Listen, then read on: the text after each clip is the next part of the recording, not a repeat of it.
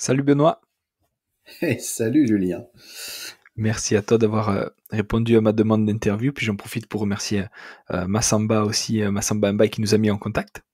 Et ouais, Massamba est quand même vraiment un entremetteur hors pair, donc on peut dire merci à Massamba et à Adeline de Cinétique Formation. Je pense que vraiment c'est des gens super. C'est clair, c'est clair. Est-ce que tu peux en premier nous donner ta vision et ta définition de la performance, s'il te plaît? De la performance. Ouais. Ah, la performance. La performance, bon, elle fait souvent appel à la notion d'optimisation, c'est-à-dire que quel que soit le domaine, on se fixe un objectif. Par exemple, un oiseau veut manger un ver de terre. Et bah, pour attraper le ver de terre, il va falloir qu'il soit performant et qu'il optimise sa performance de façon à réussir à choper le ver de terre. Il n'y a pas longtemps, dans mon jardin, je regardais justement une taupe qui était en train de faire un petit trou. Et il y avait un merle qui est venu se mettre juste à côté. Et le merle, justement, c'est déjà de la performance. Tu vois, il avait vu avec ses yeux qu'il y avait, entre guillemets, le ver de terre dans le trou de la taupe. Ouais. C'est très fort. Et donc, il s'est mis tranquillement à côté. Et après, sa performance, elle était cool. Hmm. Parce que il avait juste à attendre que ça sorte. C'est un peu quelque chose de très parlant, je trouve, pour comprendre la performance. Voilà, si t'es au top et si t'as pensé aux bonnes choses, voilà, tout va venir tranquille. Donc Timing. voilà, la performance, c'est ça. Après, si tu prends la vraie performance définie par le dictionnaire, tout le monde connaît, hein. Non, mais c'est top, c'est pour ça que je voulais avoir ta vision à toi. Est-ce que tu peux nous dire un peu d'où tu viens, qu'est-ce que tu as fait comme étude, dans quoi tu as travaillé? Ah bah, j'ai fait de l'ornithologie quand j'étais jeune. C'est peut-être pour ça que j'aime bien regarder les merles. C'est énorme.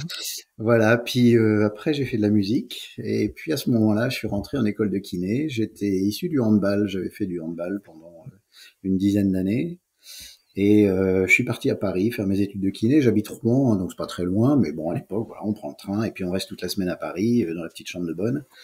Et j'ai fait mes 3 ans d'études. À l'époque, 3 ans, on était vernis, hein, c'était pas trop long. Hmm. Et maintenant, mes étudiants, je les vois trimer pendant 5 ans et se taper en plus le pass avant. Hmm. Donc voilà, je suis arrivé à Paris, j'ai fait mes études de kiné, puis bah, ça m'a bien plu, hein, ça m'a bien plu, c'était chouette, hein, on apprend tellement de trucs, c'est des études fascinantes. J'ai fait mon mémoire sur l'hémiplégie.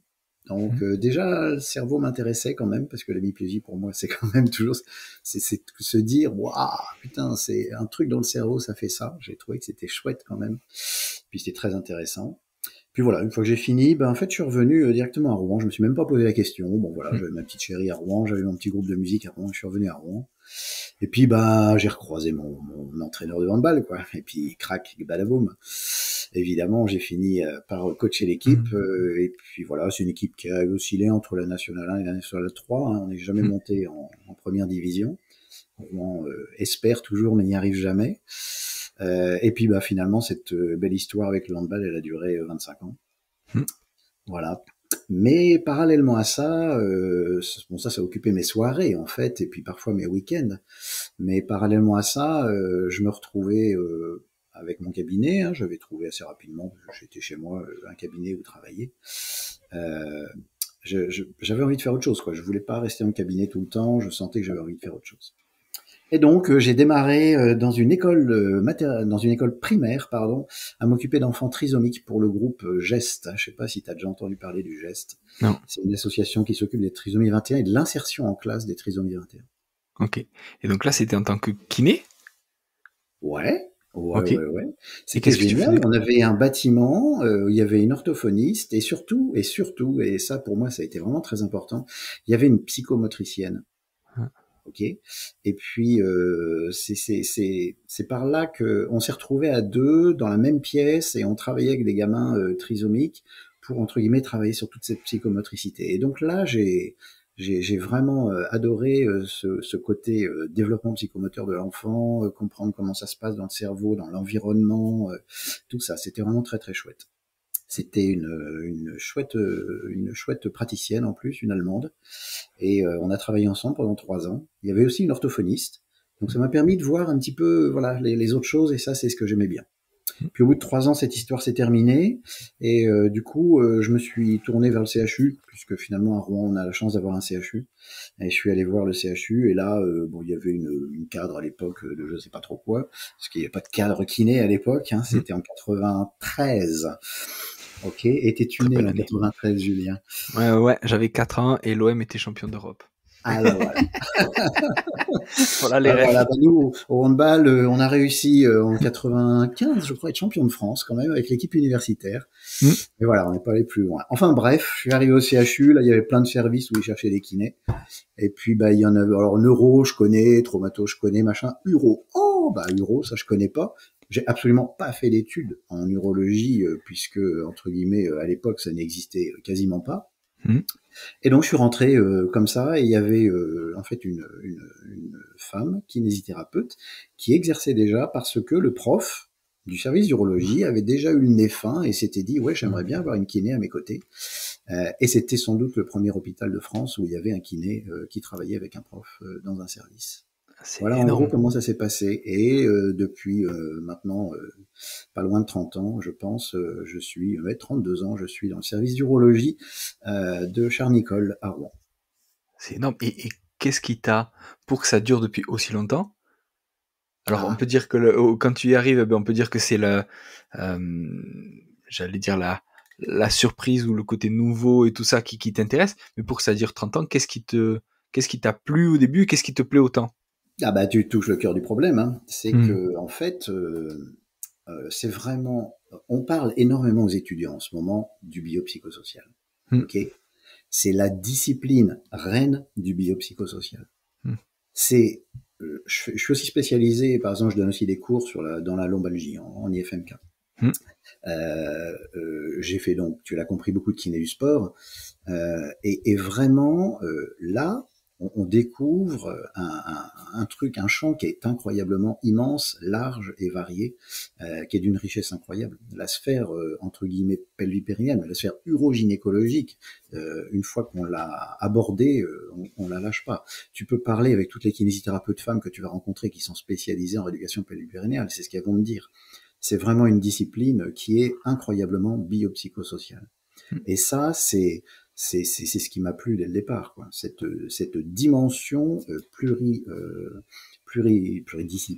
pluridimensionnelle. Hmm.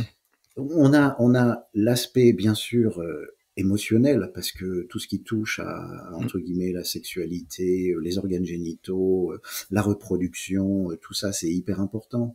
On a toute cette sphère entre guillemets intime bien sûr dans ce domaine-là. Puis à côté de ça, bah on a la sphère entre guillemets physique aussi parce que l'incontinence urinaire par exemple, si on veut parler de l'incontinence urinaire à l'effort, qui est celle qu'on rencontre beaucoup en kinésithérapie, elle est toujours liée au mouvement. Il n'y a pas de fuite urinaire s'il n'y a pas de mouvement. C'est lié Hmm. au mouvement. Par définition, l'incontinence urinaire, c'est une incontinence urinaire qui a lieu lors d'un mouvement. Et puis après, on a un autre type d'incontinence urinaire, c'est l'incontinence urinaire par urgenturie. Et ben, l'incontinence urinaire par urgenturie, c'est des gens qui ont une vessie qui est tellement excitable qu'ils se retrouvent à avoir des fuites urinaires parce que leur vessie est dans un état de stress. Okay, et ce stress, ben, il peut être émotionnel, il peut être physique, il peut être de nombreuses dimensions. Il a été relié par exemple au syndrome métabolique. J'en ai été amené d'ailleurs à publier un article sur la sédentarité, le lien qu'il y a entre la sédentarité et l'incontinence urinaire. C'est Donc ouf. on aborde des dimensions qui sont 30 000 fois plus variées que lorsque je rencontre une entorse de cheville, comme la dernière patiente que j'ai vue au cabinet tout à l'heure. Même si C'est- l'entorse de cheville est passionnante. Ah, on va pas se faire des amis là, Benoît. Non, j'étais super content. J'ai assisté à la restitution de l'Uncle Symposium qui a été faite lors des JFK et j'ai pris un plaisir énorme à écouter Romain, à écouter Massamba et les autres. Non, c'était très très chouette. On avait la chance d'avoir des orateurs excellents dans un truc qui est passionnant. Mais on n'a pas une discipline qui touche autant la sphère de l'individu que ce qu'on a en pelvipérinologie. Ah, ça c'est ouf. Et justement, pour revenir sur ce que tu dis sur incontinence urinaire et sédentarité, ça veut dire que moins tu fais de sport, plus tu risques d'avoir de l'incontinence urinaire? On a une courbe en U. Ok. On a une Ah ouais, courbe donc en si U. t'en fais trop, ouais. Voilà, ok. Donc sédentarité égale plus d'incontinence urinaire, Hmm. trop d'activité physique égale plus d'incontinence urinaire. Activité physique modérée égale moins d'incontinence urinaire. Et pourquoi trop Absolument. d'activité physique? Enfin, alors peut-être ça dépend de l'activité physique en question, mais si tu fais, bon alors encore une fois, le périnée c'est pas du tout mon domaine, mais si tu fais une activité physique où il y a peu d'incontinence urinaire, bah, quand je pense à incontinence urinaire, je pense à des sports type où il y a de la course à pied, où il y a des sauts, etc. Par exemple, je sais pas, le vélo, est-ce que c'est un sport où il y a beaucoup d'incontinence urinaire? J'ai envie de te retourner la question, parce que je pense que tu le sais, ok? Mais t'es entre guillemets, t'es un gars qui correspond, à mon avis à peu près, au kiné que je vois dans les amphis, qui quand je pose la question à mes élèves, je leur dis voilà, qui veut faire la kiné du sport? J'ai la moitié de la promo qui lève le doigt, d'accord, Ouais. ok. Et puis quand je dis qui veut s'occuper de gériatrie, j'ai 2 élèves timides qui lèvent le doigt. Et je pense que voilà, tu es issu, j'ai vu quand même, je me suis renseigné, j'ai vu que tu étais issu du rugby, et donc Ouais. j'ai joué d'ailleurs un petit peu au rugby, et j'ai adoré le rugby, c'est très chouette. Et donc je pense que c'est peut-être intéressant tout simplement de retourner 2 secondes la situation et de se dire quelle image toi tu as de cette discipline, parce que le gros problème qu'on a en rééducation, c'est que il y a beaucoup de kinésithérapeutes finalement Mm. qui ne savent pas ce que c'est que la rééducation périprénéale, alors que pourtant la rééducation en urogynécologie, c'est un de leurs champs de compétences. Et donc, euh, par exemple, par rapport à la question que tu viens de me poser sur cette histoire de vélo, je pense que tu as la réponse et tu as la clé. Je vais te répondre d'une manière plus simple. C'est pour toi, c'est quoi la cause de l'incontinence urinaire? Wow. Vas-y, On laisse-toi a parlé tranquille. en off, on a parlé du périnée.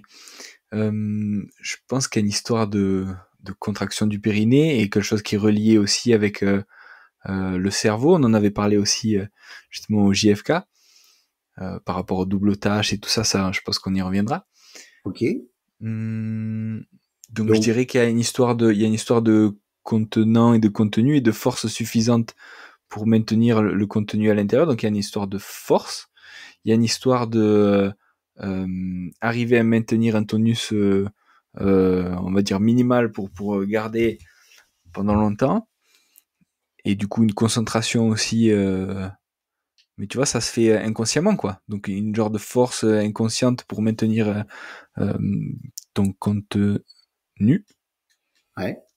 Et du coup, l'incontinence, c'est peut-être t'es surpris. Ah ben par exemple, si en vélo, je sais pas, il y a une voiture qui passe au dernier moment et t'as la vessie qui est pleine, ou je sais pas, peut-être tu peux avoir une incontinence à ce moment-là. Mais c'est vrai qu'à la base, je pensais plutôt à quelque chose style des appuis répétés sur une course longue ou pas, et une force du périnée qui diminue avec les appuis répétés, et du coup une incontinence au bout de, je sais pas, plusieurs minutes ou plusieurs heures d'effort, euh, Ouais, suivant la ok. personne. Bah, t'as déjà dit plein de trucs qui sont super intéressants. Ah, Donc déjà, tu as une réflexion qui est déjà très intéressante dans tout ce que tu as dit. Il y a plein de mots que j'aurais envie de retenir et dont on pourrait discuter, mais on va un petit peu embêter nos, nos auditeurs. Mais tu as dit inconscient, moi ça m'a plu. Tu as dit contenant, contenu, ça m'a mm, plu. Tu as parlé de force, oui, il y a la notion de force. Et le mot périnée est revenu souvent. mm, Mais si tu te concentres sur le contenant et le contenu, puisque tu as parlé de ça, d'accord. mm. Si je veux vider mon contenant, ça passe par où? Par le périnée? Non. Ça passe par l'urètre. Ouais, ouais, ouais. Mais du Ok. coup, il y a un aspect. Donc pour moi, le point central, Ah, c'est ouais, l'urètre, c'est pas le périnée. ouais, ouais, ouais. Je suis kinésithérapeute en urologie, Mm. d'accord.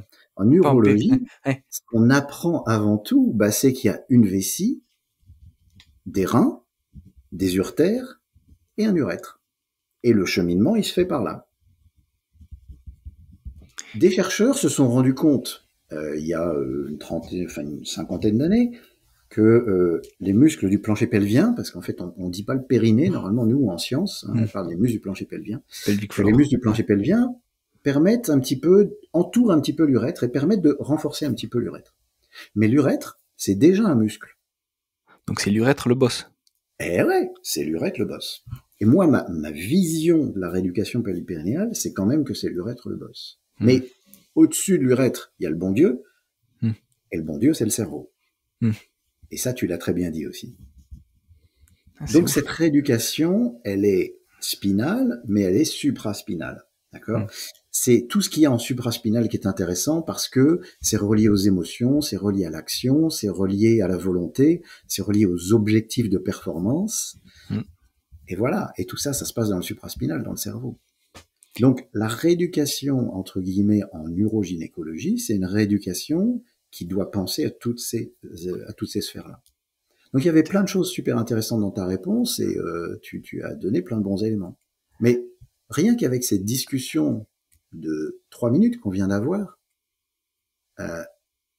pour toi, la rééducation d'une incontinence, qu'est-ce que c'est maintenant? Wow. Benoît, c'est pas mon, c'est mon podcast, c'est moi qui t'interroge. Attends, la rééducation, redis-moi, la rééducation de l'incontinence. La rééducation d'une incontinence, maintenant, juste avec ce qu'on vient de se dire, si tu as besoin d'utiliser 4 ou 5 mots, est-ce que maintenant tu vas me dire, je renforce le périnée? Ouais, mais arriver à coordonner voilà. L'urètre, le boss, en fonction de ce que tu as dans ta vessie. Et du coup, t'as utilisé un terme que j'aime beaucoup, c'est le terme de coordonner. Ouais. Donc, tu as vraiment un aspect, j'y vais, je pisse ou je retiens, quoi. Oui. Donc, c'est vraiment un problème de coordination motrice. Et puisque tu vas être intéressé par le sport et que tu vas te dire, ok, Benoît, parle-moi du sport, tu donnes des formations sur le sport et le périnée, qu'est-ce qui se passe? Je vais te dire, la première chose, c'est que sport et périnée, c'est un titre qui me plaît pas. Mais c'est un titre que j'ai donné à la formation parce qu'il était vendeur il y a 15 ans, quand j'ai commencé à donner cette formation. Ok? Mais pour moi, cette formation, c'est l'analyse du contrôle du mouvement et la continence. Et c'est ça qui est important. Qu'est-ce qui se passe dans tel mouvement qui fait qu'il y a un problème de continence, ou qu'est-ce qui se passe qui fait qu'il n'y a pas de problème de continence? Et donc, tout ce travail autour de sport et périnée, enfin de la femme sportive, c'est un travail qui se passe autour de la qualité du geste, de la qualité du mouvement, d'accord, de la coordination motrice. Et donc, ça peut aller des pieds à la tête. Et on va s'occuper, et par exemple Massamba m'aide à penser un peu mieux à ces choses-là. On va s'occuper d'une cheville ou d'un genou ou d'une hanche, ou de la région lombaire, voire même de la région thoracique, comme on va s'occuper du cerveau de la sportive, et comme on va s'occuper peut-être parfois de son périnée, qui peut-être lui aura aussi un problème spécifique. Donc le problème, enfin le périnée pour moi, c'est entre guillemets une face émergée de l'iceberg pour l'HAS, pour la CPAM et pour malheureusement cette sacrée nomenclature qu'on a qu'en France. Il y a qu'en France qu'on nous dit qu'il faut qu'on fasse une rééducation du périnée. Mais en fait, on doit faire une rééducation d'un trouble de la continence ou une rééducation d'une descente de vessie, ça s'appelle un prolapsus. Mais voilà, c'est une rééducation qui est beaucoup plus globale. Et quand on l'aborde sous cet aspect-là, ça devient beaucoup plus passionnant. Et c'est pour ça que je suis encore dans le domaine depuis 30 ans. Et il doit y avoir beaucoup de choses. Est-ce que pour rééduquer un genou, tu t'occupes uniquement du quadriceps? C'est ce qu'on dit. On disait tout à l'heure. Alors si je fais que ça, il va revenir souvent le patient. Enfin, souvent. Il aura d'autres soucis, mais peut-être c'est pas moi qui retournera voir si j'ai fait que ça. Beaucoup des stagiaires que j'ai dans la formation sur le contrôle moteur de la continence et du périnée me disent effectivement qu'ils ont des patients qui reviennent après avoir fait des séances où on leur fait juste travailler le périnée. Et la science nous dit bien que, en gros, on arrive à améliorer ou guérir, attention, juste améliorer ou guérir, pas guérir, améliorer ou guérir, environ un tout petit peu moins que la moitié des femmes, une femme sur deux. Et ça, c'est les études contrôlées randomisées. D'accord? Voilà. Et ça, c'est des chiffres. Ouais, on a des équipes néerlandaises qui ont travaillé sur le sujet. On a les équipes de Linda McLean, très intéressantes, qui ont travaillé sur le sujet. Et Linda McLean a beaucoup travaillé sur la corrélation, justement, entre l'amélioration des fonctions des muscles du plancher pelvien et le résultat sur les symptômes, parce que c'est ça qui est intéressant. Et en fait, elle a montré que la corrélation, elle était, il y avait à peu près 17% des femmes chez qui on avait une corrélation, c'est-à-dire on a amélioré le périnée et ça a amélioré la continence. Toutes les autres, c'était d'autres mécanismes qui étaient en lieu. Donc oui, faut pas oublier le périnée, mais comme on disait tout à l'heure, le boss, c'est quand même avant tout l'urètre, d'accord, la vessie et le cerveau. Ah, c'est énorme. Et du coup, en rééducation, Du aussi coup, bien, aussi bien dans ton bilan que dans ta prise en charge, si tu traites, c'est exactement ce que tu dis sur le quadriceps, si tu fais que du quadriceps pour un LCA rompu, bah, tu vas aller droit dans le mur, il aura un quadriceps bon, mais il n'y aura rien d'autre qui ira bien. Par contre, du coup, toi, dans ta rééducation aussi, si tu fais que du renfort du périnée, bah, c'est ce que tu dis, c'est que ça va pas améliorer, ça va améliorer peut-être certaines personnes, mais pas tout le monde, mais du coup, tu fais quoi d'autre en pratique? Comment tu recrées ce lien entre la contraction et la coordination musculaire? Comment tu recrées ce lien? tu connais la réponse. Comment tu crées le lien entre la reprogrammation d'un obturateur interne et d'un moyen fessier pour stabiliser ton genou? Ouais. Tu fais de la fonction. Ok, Donc, ouais, ouais. d'accord. Tu fais la fonction. Tu travailles entre guillemets des exercices qui sont des exercices basés sur l'activation automatique, synergique, coordonnée des muscles. En plus, en plus, le quadriceps ou le moyen fessier, c'est des muscles qui comprennent un équilibre entre des fibres rouges et des fibres blanches. Mmh. Okay, le périnée, ou les muscles du plancher pelvien, et l'urètre aussi, ce sont des muscles qui sont à entre 70, parfois un tout petit peu moins, mais 70 et 90% de fibres blanches, donc de fibres qui travaillent sur des automatismes. Mmh. J'ai souvent une image que j'aime bien, c'est je compare le faucon avec la poule. Ok, la poule, c'est les muscles entre guillemets blancs parce qu'elle bouffe du sucre tout le temps et que c'est facile à trouver. Le faucon, lui, il doit y aller à l'économie, donc il doit avoir un système écologique. Mmh. Il doit avoir un système écologique pour dépenser peu d'énergie parce qu'il n'a pas beaucoup à bouffer. Et ben entre guillemets, nos muscles et notre fonction de la continence, c'est une fonction qui est complètement entre guillemets automatique, Mmh. beaucoup sous-corticale, et donc on doit se baser au maximum sur une rééducation qui est très hyper fonctionnelle. Et Mmh. malheureusement, on a débuté cette rééducation comme tout le monde. Hein. Au début, on faisait des contractions isométriques du Mmh. quadriceps, Mmh. et donc on s'est dit on va faire des contractions isométriques du quadriceps, mais ça c'était il y a 60 ans. Mmh. Ok, peut-être encore il y a 50 ans, mais il y a 40 ans, on a compris que c'était plus comme ça. Mmh. Mais la rééducation périnéale, comme c'est une sphère taboue, bah, on C'est n'a pas osé resté. comprendre assez vite ces choses-là. Il y a quelques chercheurs dans les années 2000, ça a commencé en 95-2000 avec notamment les travaux de Paul Hodges, qui ont commencé à dire ouais mais non, c'est du contrôle moteur global, les muscles du plancher pelvien comme les autres muscles. Il allait pas encore voir l'urètre. Après, il est allé voir l'urètre et s'est rendu compte de la même façon que l'urètre, on peut créer aussi ces automatismes grâce à une rééducation beaucoup plus fonctionnelle. Et donc, tout le cœur de mon travail et tout le cœur de ce que j'enseigne, c'est apprendre quels sont justement les exercices fonctionnels qui peuvent permettre d'améliorer la continence. Actuellement, j'ai un étudiant qui est en train de travailler sur le lever assis. Mmh. On est en train de passer 30 patients, on va le publier l'année prochaine. C'est une étude observationnelle simple, hein, mais en fait on prend des patients post-prostatectomie après la prostate qui ont des fuites urinaires et on a une seule intervention sur une seule séance, ça dure 10 minutes, où on modifie le contrôle moteur de la façon dont ils se lèvent et ils s'assoient. Et on a une amélioration de plus de 50% de la continence en une seule séance. Putain. Il y a donc maintenant 4-5 ans, j'ai une étudiante qui a fait son travail sur la toux. Mmh. Et on est en train on a publié déjà les résultats du contrôle moteur de la toux, et on a montré de la même façon une amélioration d'environ 50%, enfin même plus, hein, on est au-delà de 50%, on doit être à 70%. C'est pas les termes sont pas en pourcent, les termes sont en p-value, mais je vais pas embêter Mmh. les auditeurs avec des termes scientifiques et voilà. Mais si on regarde les articles, on a une puissance très très très significative en termes de fuite à l'effort, et les patients sont très très satisfaits de cette technique. Et c'est une technique où on demande pas aux patients de penser au périnée ou à l'urètre, même pas. On s'occupe juste, entre guillemets, de la qualité de leur contrôle moteur lorsqu'elles toussent. Donc on observe comment elles toussent et on voit qu'est-ce qu'on peut modifier sur la façon dont les patients toussent. On Donc, est en train de publier, là, de finaliser l'article. On va envoyer ça en soumission, je pense, dans un mois. On a interrogé 80 kinés, enfin 90 kinés sur cette thématique. On a une réponse de 77% kinés, avec un taux de confiance dans cette technique qui est de 93%. Donc voilà, c'est une technique qui, quand on prend le temps de se dire, ok, je vais l'apprendre, je vais me former et je vais l'utiliser ensuite. C'est une technique qui marche très bien. On va même, je pense, travailler sur des plaquettes qu'on pourrait diffuser. J'ai rendez-vous bientôt pour voir peut-être avec une infographie pour diffuser ça à plus grande échelle.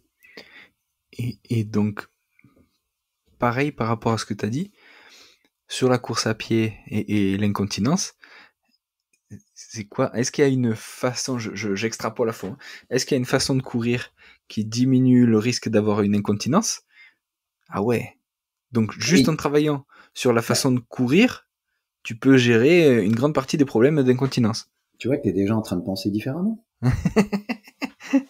Ah, c'est ouf. Mais c'est ouf. Bah, moi, enfin, ouais, c'est vrai que quand tu penses incontinent, enfin, en tout cas, je vais parler pour moi, je vais pas englober tout le monde, mais quand je pense incontinence, je pense, renfort du périnée, prise de conscience du périnée, et après, reprise progressive de la course à pied, et alors qu'en fait, ouais, faut penser aussi à ce qu'il y a au-dessus et tout ça. Ouais. Putain. Donc Et alors, c'est quoi la bonne? Ouais. dans la course à pied, bah, faut penser à ce qu'il y a en dessous surtout. Ok.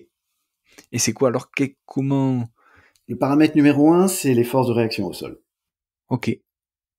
Donc Bah ouais. plus t'as de réaction au sol, plus ça risque de Si tu veux le descendre. faire comprendre à un patient, c'est très simple. Je sais pas si ça va marcher avec ta caméra, mais mets-toi debout. Attends, je suis en slip. C'est pas grave. Ok. Et maintenant, tu sautes tranquille comme tu fais d'habitude. Tu sautes en l'air. Je saute pas haut. Ouais, saute pas haut, c'est pas grave. Voilà. Ok, top, ça suffit, ça suffit. Ok. Ok, maintenant imagine ta vessie et ressaute juste une fois. Wow, j'ai pas envie de sauter là. Donc je pense à ma vessie et je saute. Ouais. Ok, top. Voilà. Maintenant, tu vas penser à ta vessie, tu vas penser toujours à te concentrer sur ce qui se passe dans ta vessie, et tu vas refaire le même saut, mais quand tu atterris, tu plies pas les genoux. Waouh. Vas-y. Je vais aller pisser, non? Bah vas-y, tu me diras. Donc je pense à ma vessie, je saute et je plie pas les genoux. C'est ça, hein? Waouh. Tu peux t'asseoir.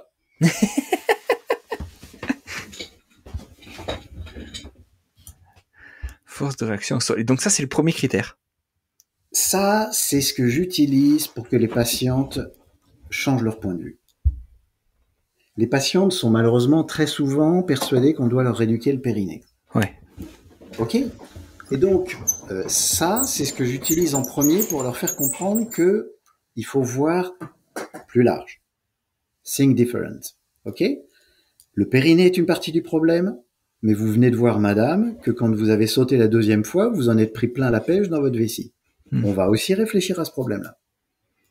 Putain, donc dans ta rééducation de l'incontinence, en gros, tu peux faire enfin, forcément, tu vas passer par, surtout pour une femme qui court, par exemple, tu vas forcément passer par du travail de pliométrie, peut-être du renfort du mollet pour amortir, du renfort du pied, etc. Ah, c'est Il faut énorme. réfléchir après, qu'est-ce qu'on doit faire? Et là, on est en train de continuer de travailler sur l'analyse du mouvement parce que il y a plein de paramètres. Mais oui, il y a des choses qui sont à travailler dans cette direction-là. Donc tu vois que déjà là, sur une population sportive, tu penses différemment. Ok. Si on revient sur la population générale, dans la formation sur le contrôle moteur de la continence et du périnée, le mécanisme intellectuel, il est le même. C'est de se dire, ok, quels sont les facteurs de risque qui peuvent intervenir, quels sont les phénomènes qui font qu'il peut y avoir des fuites urinaires, et de la même façon, eh ben, on travaille entre guillemets sur les gestes de la vie de tous les jours, comme je viens de te le dire pour le lever assis, comme je viens de te le dire pour la toux, comme on le fait pour plein d'autres gestes de la vie de tous les jours, et on réfléchit à qu'est-ce qu'on peut mettre en place pour favoriser un meilleur contrôle moteur de la continence. Et c'est ouf parce que là, tout ce qu'on dit, tout à l'heure, tu parlais du modèle biopsychosocial. Là, pour l'instant, on est beaucoup sur le bio, et encore, on a vu qu'une partie du bio, et on n'a même pas vu les autres étages de la fusée. Ouais, c'est ouf. Et par exemple, est-ce que le stress, ça joue sur l'incontinence aussi? Est-ce que tu te rappelles quand tu as passé ton diplôme d'État? Oh putain, ça commence à dater un peu. Mais ouais. Et tu te rappelles comment tu avais envie de pisser? Ah, moi, je vais pisser. Ah ouais, pour ce genre de truc, les congrès et tout, moi, c'est ouf. Ok. Bah voilà, t'as déjà la réponse. On a, je t'ai envoyé le lien de la revue de littérature qu'on vient de publier hein, sur le contrôle postural entre guillemets et la continence. Je suis très content parce que cet article, on est à plus de 2000 vues sur LinkedIn, donc c'est quand même plaisant de voir qu'un article scientifique finalement intéresse du monde et ça en une semaine, donc c'est quand même pas mal. Je pense qu'on arrive à un moment charnière où les gens ont compris que on avait besoin d'aller plus loin et que cette seule vision périnéocentrée n'était pas suffisante. Et donc dans cet article que tout le monde peut retrouver encore, hein, dépêchez-vous, il est encore en accès libre. Elsevier nous donne un accès libre pendant un mois. Donc vous pouvez encore le voir pendant un mois. Il suffit de faire Benoît Steenstrup LinkedIn et vous le trouverez. On a finalement une revue de littérature sur plus de 4000 femmes, ok, avec 10 articles, et notamment, et ça je suis très content, des articles avec beaucoup de pays émergents. Hein, c'est pas juste une littérature des pays occidentaux. Ça c'est quelque chose sur lequel qui pour moi est quelque chose d'important. Je pense que c'est un peu comme l'histoire du smartphone. Je sais pas si tu es déjà allé au Maghreb par exemple. Ou en Afrique, mais c'est très rigolo parce qu'en fait, ils n'ont pas eu besoin de passer par l'étape du téléphone. Ils ont directement eu le smartphone. Et finalement, ils l'ont adapté beaucoup plus vite. Et nous, là, on a des jeunes kinésithérapeutes qui arrivent, qui peut-être vont avoir moins l'étape du je renforce le périnée ou je réduis le périnée. Et donc, qui ont des notions sur le périnée, parce que c'est important, le périnée est un problème, est une partie du problème, mais pas que, et qui finalement ont pas encore de connexion et sont beaucoup plus ouverts. Et quand j'ai des jeunes physios dans les formations, je vois bien que ça se passe pas du tout pareil au niveau intellectuel que pour les anciens qui sont obligés de casser des tabous pour comprendre toute cette vision. Voilà. Et donc, cet article nous montre qu'il y a un lien, hein, et un lien qui est fort, puisqu'on a eu le droit de dire qu'en fait, on avait un haut niveau de preuve pour un lien entre le contrôle postural et l'incontinence urinaire. Donc, le contrôle postural statique est relié à l'incontinence urinaire. Ça, on peut l'affirmer avec un haut niveau de preuve. On a pu le publier. Donc, les relecteurs ont été tout à fait d'accord avec ça, d'après la façon dont était écrite la revue de littérature. Et ça implique qu'on a un sous-type de femmes qui présentent une incontinence urinaire. Je te disais tout à l'heure, il y a des femmes qui ont l'incontinence urinaire à cause du périnée. Bah oui, celle-là, faut rééduquer le périnée. Mais c'est une partie de l'iceberg. Il y en a qui ont un problème d'urètre. Bah oui, faut rééduquer l'urètre. Il y en a qui vont avoir un problème de vessie. Il faudra rééduquer la vessie. On est dans la population générale avec celles qui sont trop stressées, par exemple. Et on sait que par exemple, dans les patiente anxieuse, dépressive, mais aussi tout simplement une patiente qui a rendez-vous avec un physiothérapeute et qui sait pas à quelle sauce elle va être mangée, et ben elle a de l'hyperactivité vésicale, elle a une vessie qui est plus excitable. Et puis on va avoir un sous-type clinique de patients qui, entre guillemets, ont des altérations du contrôle postural, qui est relié à leur incontinence urinaire, et si on travaille uniquement sur leur contrôle postural, on devrait avoir une amélioration des symptômes. C'est quelque chose qu'on publiera seulement l'année prochaine, puisqu'on est en train de finaliser une étude contrôlée randomisée sur le sujet, où on a opposé, c'est un bien grand mot, j'aime pas le mot, mais parce que les deux choses sont complémentaires, mais on a fait faire une rééducation standard des muscles du plancher pelvien au groupe contrôle, et on a fait faire une rééducation purement axée sur le réflexe, d'accord, et le contrôle de coordination motrice des muscles du bassin. Et on n'a aucune notion de force dans tous les exercices qu'on a utilisés. Et on a une amélioration. Je ne sais pas encore ce que vont donner les résultats puisque les biostatisticiens sont pas encore passés par là. On a passé 80 femmes. On verra quels sont les résultats de l'étude. Mais nous, ce qu'on a vu, c'est une étude multicentrique, hein, à 4 centres. Et donc, chaque investigateur, quand on se réunit, on est toujours surpris de voir qu'il y a des femmes qui sont devenues continentes, purement continentes, avec uniquement des exercices qui étaient des exercices, finalement, d'équilibre, d'équilibre, mais attention, hein, c'est vraiment des exercices très fins. Donc, c'est pas mettre quelqu'un sur un plateau de Freeman ou sur un ballon gonflable et faire des trucs dans tous les sens. C'est beaucoup plus fin que ça, le contrôle moteur. Et ben, en fait, on a des patients qui sont devenus continentes. Et c'est pas juste une. On en a qui sont devenus complètement continentes. Pas tout le monde, mais il y en a. Et donc, on va regarder et essayer de sous-analyser les types de ces patientes et elles permettront de commencer à déterminer quel est ce sous-type clinique, d'accord, qui est finalement sensible à incontinent urinaire à cause d'un mauvais contrôle postural. C'est ouf. Voilà. Ça veut dire que dans ton bilan, il faut que tu ailles chercher parce qu'il y a plein de, du coup, il y a plein de C'est l'un sous-types des dans commentaires que vous l'incontinence. verrez sur LinkedIn. Il y a une dénommée Frédéric que je connais. Voilà, on a des gens à Rouen, on est très fort en pneumologie. On a des gens qui travaillent, qui savent, à l'UKR, l'Union des kinésithérapeutes respiratoires, qui font des très belles publications. C'est vraiment le point fort du CHU de Rouen. Et l'une de ces personnes, justement, me dit, bon, Benoît, j'ai bien compris, maintenant, il faut que je fasse un bilan de l'équilibre de mon patient à chaque fois qu'elle vient avec une incontinence urinaire. J'ai dit, mais ouais, c'est super, c'est ça. Et puis, Ah, c'est ouf. on va en reparler ensemble parce que on va donner une formation à Rouen, d'ailleurs. C'est un petit scoop. Ça fait longtemps que j'ai pas donné de formation à Rouen, dans ma ville natale. Je suis très content que ça ait lieu. On va donner une formation pour la première fois depuis 20 ans, je pense, sur le contrôle postural de la continence. Et ce sera sympa justement de voir ça. Et parallèlement à ça, on a monté une formation sur justement le contrôle moteur de la continence et les pathologies respiratoires. Et c'est une formation qu'on donnera pour la première fois à Rouen parce que justement on a cet environnement de pneumologie qui est très fort. C'est une formation que je suis en train de monter avec Marion Levato, qui elle est du sud de la France, et puis avec Solène Sakelario. Et donc à Troyes, on va présenter cette formation sur le contrôle postural et les pathologies respiratoires, avec notamment tout cet axe de l'incontinence urinaire à la toux. Et il faut savoir que l'incontinence urinaire à la toux, c'est la première cause d'incontinence urinaire chez les femmes en France et dans le monde. Donc c'est C'est ouf. vraiment un point qui est très important si on arrive à améliorer ce problème et à pouvoir proposer à des patientes quelque chose de mieux sur la toux. C'est pour ça que je continue beaucoup de travailler sur les mécanismes de la toux actuellement. Et la double tâche. Est-ce que c'est Ah, plus bah on facile? est pile poil dedans. La toux, ouais. Non, pas dans la toux, mais enfin dans la toux un peu moins, mais là dans ce qu'on vient de dire juste avant, cette revue de littérature, c'est contrôle postural et Hum, incontinence hum, urinaire. hum, hum. Qu'est-ce que pour toi ça veut dire quoi maintenant que je t'ai dit ça?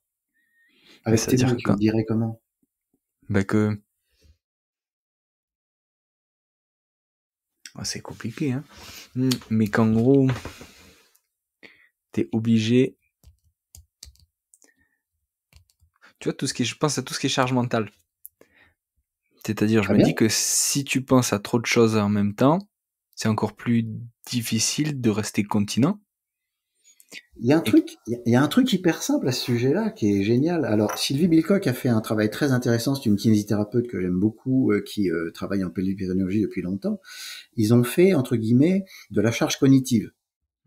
Et ils ont vu que la charge cognitive retarde les réflexes des muscles du plancher pelvien. waouh, Ok. Mais, ça retarde les réflexes de tous les muscles, la charge cognitive. ouais, c'est vrai. Est-ce que tu Oui, connais le oui. test de la règle? Ouais. Et tu regardes à D'accord. combien tu arrêtes? Ouais, ouais. Voilà. Eh ben, The Ruler Drop Test, d'accord. Ce test a été fait par une équipe allemande. C'est très sympa. Ils ont dit, les hommes post-trachéctomie, on va essayer de comprendre pourquoi ils ont des fuites urinaires après cette opération. On va leur faire un Ruler Drop Test. Ils leur ont fait le test de la règle. Ok. Ils se sont rendus compte que finalement, ils n'avaient pas besoin de regarder leur périnée. Il suffisait de regarder à quel moment ils sont capables de serrer la main autour de la règle, et ça leur suffisait pour déterminer ceux qui allaient être incontinents après l'opération et ceux qui allaient être continents. Le réflexe, il est global, c'est pas juste un seul muscle. Les réflexes de notre corps, Ouais, euh, ouais. quand on est dans le spinal et central sans Hum, pathologie hum, neurologique, hum. d'accord. Si des gens ont un retard réflexe, c'est sur tout le corps. Et donc on n'a même pas besoin d'aller prendre les réflexes des muscles du plancher pelvien, ce qu'a fait Sylvie et ce qu'elle a montré, ce qui est très important. Mais en tant qu'assessment, en tant que kinésithérapeute qui veut évaluer mon patient, bah, si je fais un roller drop test, j'ai déjà une idée de me dire qu'il y a un problème de double tâche chez ce patient-là. Ok. Énorme. Et donc la patiente qui est pressée, qui sort du boulot, qui arrive dans ton Hein, cabinet, tu l'entends, t'entends ses talons aiguilles dans la salle d'attente, tu hein, vois, tu hein. l'entends cette patiente, tu la connais cette patiente. Ok. D'ailleurs, des fois, t'entends encore les talons aiguilles qui regalopent quand elle repart. Comment tu imagines que cette patiente, elle va analyser ta séance? Ça va pas rentrer. C'est Ouais. pas possible. Elle arrive, elle a le cerveau qui est déjà plein de sa Hum. journée, des gamins qu'il faut s'occuper derrière. Donc, la sphère psychosociale, elle est là. Il faut qu'on arrive dans les séances à créer un environnement propice à ce que le roller drop test devienne meilleur. Parce que le roller drop test, tu peux le changer très vite chez un patient. Sauf les patients qui ont des vrais problèmes cognitifs. Hum.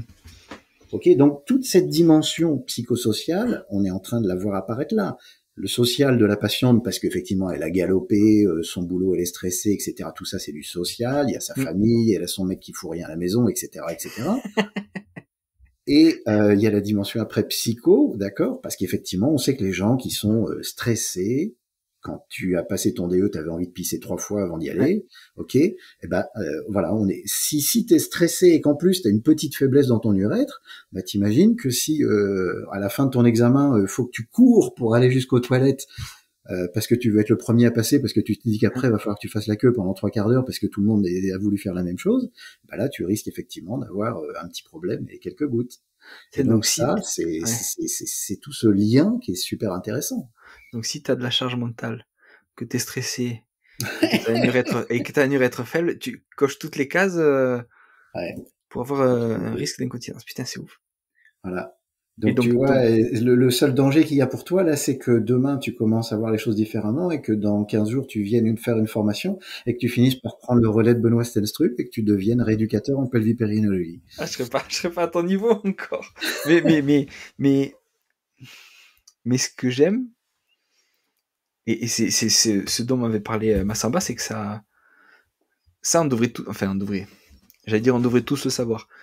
Tu vois, ça devrait être C'est la enseigné rééducation. en IFMK de base, de dire, ben voilà, c'est pas juste le périnée, parce qu'on en entend tellement parler, enfin, entre guillemets, c'est tellement j'ai l'impression qu'il y a eu une mode sur la C'est rééducation du périnéocentré. périnée, et c'est important parce qu'il faut en parler, mais plutôt que de parler du périnée, comme tu dis, il faut parler d'incontinence. Et donc, dans l'incontinence, tu as une petite partie de l'incontinence qui se règle parce qu'il y a un souci du périnée, puis après, il y a ce qu'on disait sur la coordination, il y a ce qu'on disait sur l'urètre, il y a ce qu'on disait sur le stress, et c'est là où, en fait, ben, la rééducation de l'incontinence, c'est pas ça, et le périnée, c'est ça. C'est la rééducation de l'incontinence, c'est ça. Ça, Et dans ça, on a le t'as une périnée. petite partie qui va se régler en faisant du périnée, et c'est très bien, mais il faut pas parler que de ça, il faut parler de tout ça.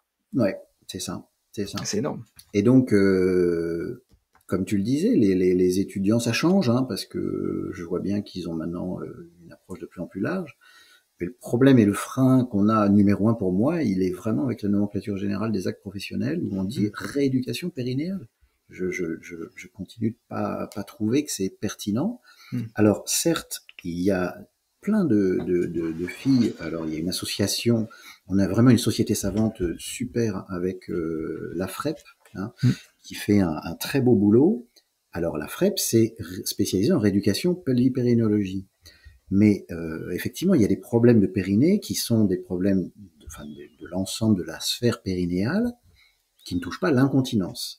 Mais dans le titre de ce podcast, par exemple, il faut bien que tu penses que là, ce qu'on parle, c'est on parle de mon cœur de travail qui, moi, Sport est périnée. l'incontinence urinaire. Mm. D'accord.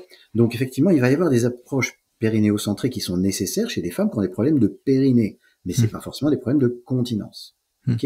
Et j'invite vraiment les gens à regarder ce qui se passe autour de la FREP parce qu'il y a plein de choses qui explosent dans toutes les dimensions de la santé pelvienne de la femme, et c'est vraiment merveilleux de voir comment tout ce réseau de kinésithérapeutes, elles sont plus de 800 maintenant, hein, c'est vraiment une grosse société savante française qui est devenue la première d'ailleurs de la SFP. Et Tu me donc disais. toutes ces kinésithérapeutes là sont super impliqués dans la protection, la prévention de la sphère pelvipérinéale, d'accord. Et il y a plusieurs sous-disciplines. Et dans ces sous-disciplines, on a l'incontinence urinaire, où moi je suis en train de dire c'est peut-être pas le périnée qui est le plus en cause. On a le prolapsus par exemple. Alors j'ai fait partie de l'HAS pour les recommandations de bonnes pratiques du groupe de travail de l'HAS pour les recommandations de bonnes pratiques. On a publié il y a maintenant 3 ans, hein, l'HAS a publié des recommandations de bonnes pratiques pour les kinésithérapeutes pour le prolapsus. J'invite tous les kinés qui écoutent ce podcast à au moins aller voir ces recommandations sur le site de l'HAS, de façon à ce que Martine Cornier-Bernard, kinésithérapeute, et moi-même ayant pas travaillé pour rien, on a même publié un article sur le sujet dans Kiné la revue. Et donc, les prolapsus sont sûrement plus une affaire de périnée, par exemple. Même s'il n'y a pas que ça, il y a aussi les forces qui viennent du haut et qui font qu'on pousse ces organes vers le bas. Et puis, dans ce que s'occupe la FREP, hein, dans toutes ces dimensions pelvipérinéales, il y a aussi toute la sphère de la douleur. Et les douleurs, c'est aussi un grand sous-chapitre. Hein, d'accord. Et la douleur, effectivement, elle va être peut-être aussi plus, parfois il y a des femmes qui ont vraiment des douleurs qui peuvent être périnéales suite à une lésion comme on a parfois sur un muscle. Mais les douleurs, il y a plein d'autres choses et c'est une thématique qui est au moins aussi large que l'incontinence urinaire, si ce n'est plus. Donc on a toutes ces disciplines hein, dans notre discipline, dans notre domaine. Et j'ai une question qui me vient sur l'incontinence. Est-ce que, partons d'un bon bilan qui est complet, où justement tu vas tout évaluer, est-ce que tu as des bons résultats si l'incontinence elle est là depuis, je dis n'importe quoi, quelques semaines? Et est-ce que tu as aussi des bons résultats, même si l'incontinence elle dure 20 ans, ou forcément quand ça fait 20 ans que ça dure, c'est difficile et ça met plus de temps à récupérer, ou est-ce que ça récupère bien aussi? Ah, ça, ça touche la formation que je vais faire demain. Demain, je suis en visio avec des stagiaires pour, entre guillemets, une formation qui s'appelle Hands-Off, euh, approche cognitivo-comportementale de l'incontinence urinaire. Ok, c'est les ateliers de communication. En fait, on fait des ateliers de communication et on a un patient, un thérapeute, et on fait intervenir et interférer les gens comme ça, et je leur donne un cheminement pour améliorer leur communication avec le patient. Hmm. Et là, dans ce domaine-là, si on a une approche qui est, t'as peut-être vu des choses dans l'entretien motivationnel qui ressemblent à ça, t'as peut-être entendu parler de ça, t'as peut-être vu les formations de Guillaume, par exemple, avec l'agence EBP sur ce domaine-là. Mais c'est pas que ça, c'est encore plus riche. Il y a aussi Mike Stewart qui travaille beaucoup là-dessus. Par exemple, là, on est en train de publier une métaphore. On va parler avec une métaphore. C'est Mike Stewart utilise beaucoup les métaphores. Il a raison. Et nous, on a dans le service, on utilise depuis quelques années une métaphore qui parle très très bien aux patients. Et ben des fois, l'utilisation des métaphores ou l'utilisation, faire comprendre au patient la source de son problème sur le plan psychique, Hmm. euh, sans tomber dans la psychothérapie, Hmm. d'accord, Hmm. me surprend parce que des fois, en une seule séance, on règle un problème qui pouvait durer depuis effectivement 15-20 ans. C'est ouf. C'est ouf. Donc c'est encore une dimension qui est vraiment super dans notre discipline. Ouais, ouais, Ouais, c'est très c'est chouette. impressionnant. Benoît, est-ce que tu as des mentors, des gens qui t'ont inspiré Ah. ou qui t'inspirent encore sur ton parcours? Alors dans l'article dont je viens de parler, là où on a montré cette importance du contrôle postural, j'ai mis un remerciement. J'ai mis un remerciement à quelqu'un qui me tient à cœur, qui s'appelle Els Bakker, qui est une physiothérapeute belge d'origine néerlandaise. Et Els Bakker continue de donner des formations actuellement d'ailleurs en pédiatrie pour la rééducation en urologie en pédiatrie. Et son boulot est super quand elle fait des présentations en pédiatrie. Je rigole du début à la fin, elle fait ça très bien. Et c'est très evidence-based quand même, hein, c'est pas juste de l'humour, mais l'humour, elle l'a aussi. Els Bakker m'a fait découvrir effectivement la puissance du cerveau sur la continence, avec une formation qu'elle donnait à l'époque sur la plasticité cérébrale, avec une petite histoire rigolote. La première fois que je l'ai rencontré, en fait, je suis arrivé à la formation La Bouche en Cœur, c'est une formation de 2 jours. Je monte et puis je vois que bon, tout le monde était à peu près arrivé, les gens étaient installés tranquilles, ils parlaient entre eux comme s'ils se connaissaient et tout. Et puis la femme en question, Els Bakker arrive et puis elle me dit vous êtes qui? Je lui dis bah Benoît Stenstrup. Ah, l'étudiant qui était pas là hier. Je m'étais trompé de date et je l'ai connu comme ça sur un quiproquo. Je me suis planté à sa formation qui était que sur 2 jours, en ayant raté toute la première journée, voilà. Mais après, on a travaillé ensemble, on a publié 2 articles sur justement le contrôle postural, la double tâche, les résultats. On a utilisé aussi qu'est-ce qu'on fait quand on utilise par exemple la Wii, qui est un jeu vidéo qui est intéressant pour le contrôle postural quand on utilise la balance. Voilà, et on a publié des belles choses derrière. Elle m'a permis de comprendre des choses que j'avais sans vraiment les comprendre. C'est toujours ça les mentors, hein. Ils te font comprendre ton intuition clinique. Après, le deuxième grand mentor, je dirais que c'est sans doute Paul Hodge, parce que Paul Hodge m'a vraiment voilà, fait découvrir et comprendre d'une meilleure façon le contrôle postural. Et puis j'ai aussi travaillé avec Smarter Rehab, pour comprendre le contrôle postural. C'est une équipe canado-anglo-australienne et suisse, parce que ma formatrice était suisse. Et donc ça m'a aussi rendu bien service. D'ailleurs, à l'époque, j'étais avec un stagiaire qui s'appelait Florian Naï, qui a fait un beau parcours. Je ne sais pas si tu en as entendu parler. Il est doctorant auprès de Yannick Toussignan-Laflamme. Ah Et oui. je lui envoie un petit bonjour parce que j'espère qu'on se retrouvera un jour. J'aimerais bien parler pelvipérinologie avec lui quand il reviendra en France. Là, pour l'instant, il est au Québec. Et il va soutenir sa thèse, là. Je sais plus si c'est hier, demain ou après-demain, ou si c'est... Voilà, mais... il est à ce moment-là crucial. Et donc ce modèle justement biopsychosocial de Yannick Toussignan-Laflamme, j'en ai parlé avec lui parce que au JFK on a passé un bon moment ensemble. Il est à mon avis aussi pertinent en pelvipérinologie, donc c'est quelque chose qu'on pourrait voir. Donc voilà, les mentors, il y en a plein. Après, je pense que les gens de la SFP du début jusqu'à la fin, pour moi, ont été des fils conducteurs. Et puis les gens de la CIFUD aussi m'ont beaucoup aidé. Alors la CIFUD, c'est la société francophone d'urodynamique et de pelvipérinologie. C'est une société pluridisciplinaire. Et ça, c'est pour nous très intéressant parce qu'il y a vraiment un échange et un respect entre les médecins, les physiothérapeutes, les sages-femmes. Il y a plusieurs disciplines de médecine parce qu'il y a les gynécos, les urologues, les MPR, les digestifs. Donc tout ça fait qu'il y a une foison et une richesse intellectuelle au sein de la CIFUD PP. Je suis administrateur d'ailleurs depuis, je suis dans mon deuxième mandat au sein de la CIFUD PP. Le congrès est à Biarritz bientôt, au mois de juin. J'invite ceux qui sont pas loin à venir sans problème. Je leur parlerai d'ailleurs de la revue de littérature qu'on a fait, et puis on leur parlera aussi d'une autre thématique, c'est-à-dire du lever assis chez l'homme, puisqu'on leur présentera les premiers résultats de cette étude. Donc, ouais, tous ces gens-là sont des mentors, bien sûr. Oui, oui, oui. Et en termes de livres, alors sur la Alors en termes de rééducation ou livres, autre? on a le livre de Smith et Zenelic. C'est un livre sur le mouvement, d'accord, et sur comprendre le mouvement. C'est un livre vraiment qui est très intéressant. Il faudrait qu'on mette en lien parce que je me rappelle plus du titre exact, mais on pourra le faire. Donc ce livre-là pour moi est très important parce qu'il m'a fait comprendre ce que c'est que le mouvement, les timings d'activation, le mouvement discret, le mouvement continu, toutes ces choses-là, comment on analyse le mouvement. Et je pense que comprendre le mouvement et des cours réels sur le mouvement, c'est quand même quelque chose qui manque un petit peu en formation initiale. Je sais pas s'il y a des IFMK qui donnent des cours spécifiques sur le mouvement, mais je pense qu'il faudrait qu'on arrive à ce qu'il y ait ça.